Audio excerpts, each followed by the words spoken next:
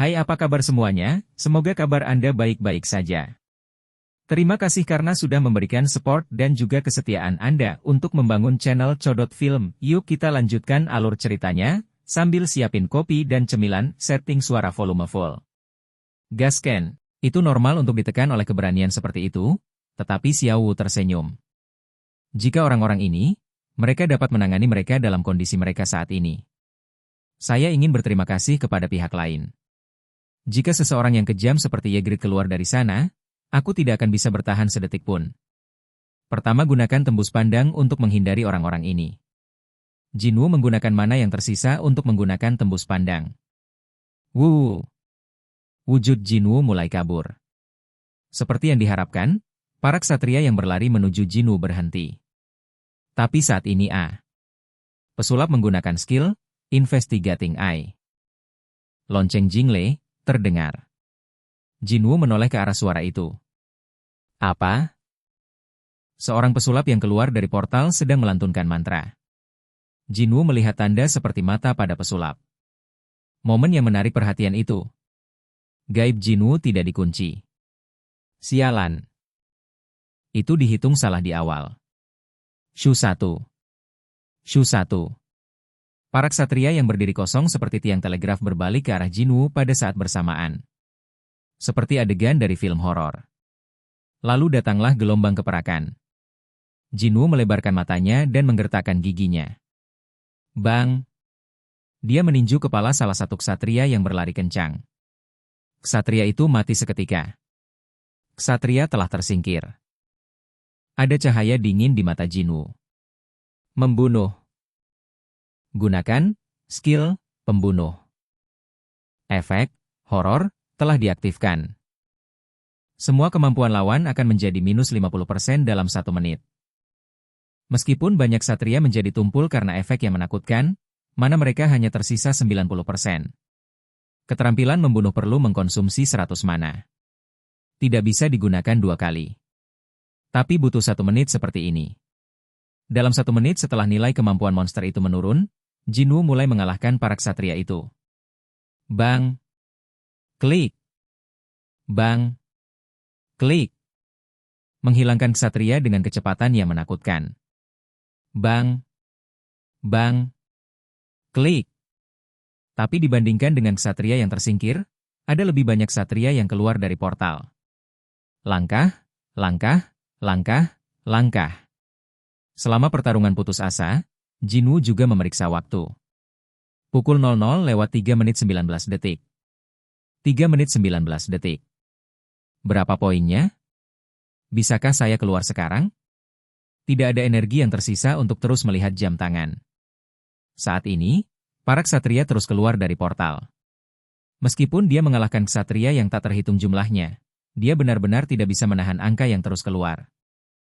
Ahaha 1. Pada akhirnya Jinwu dimakamkan oleh para ksatria.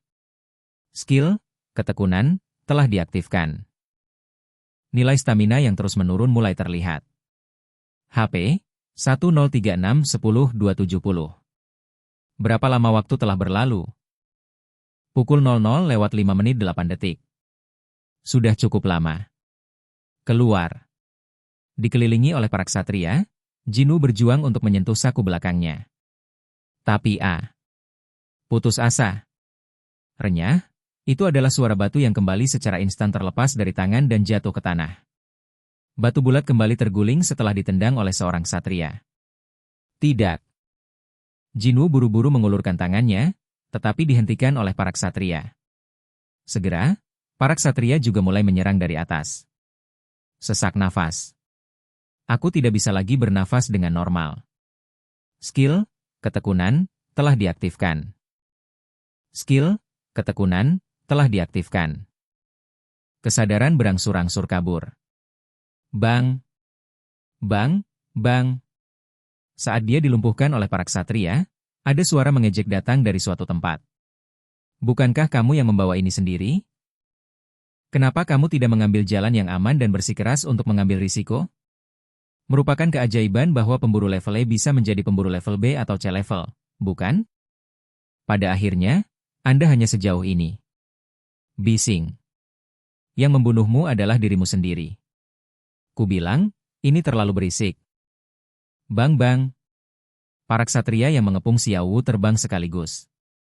Xiao Yu, yang telah mengalami 9 nyawa dan 1 kematian, matanya penuh vitalitas. Mata menjadi lebih kencang. Ini tidak bisa berakhir seperti ini. Kesempatan langka. Sama sekali tidak. Justru karena saya berada di bawah maka saya lebih menginginkan ketinggian. Saya tahu lebih baik dari siapapun rasa sakit yang lemah. Setiap kali saya berjuang untuk bertahan hidup, bahkan jika saya bertahan, saya akan selalu ditunjukkan. Apa yang bisa dilakukan Erang? Asosiasinya sangat bagus, tetapi kirim seseorang dengan efektivitas tempur. Dia tidak selamat dengan bersembunyi di belakang orang lain, bukan? Tempat di mana kita hanya bisa menonton, dan akhirnya mendapat tangga untuk naik ke sana. Bagaimana kita bisa menonton saja?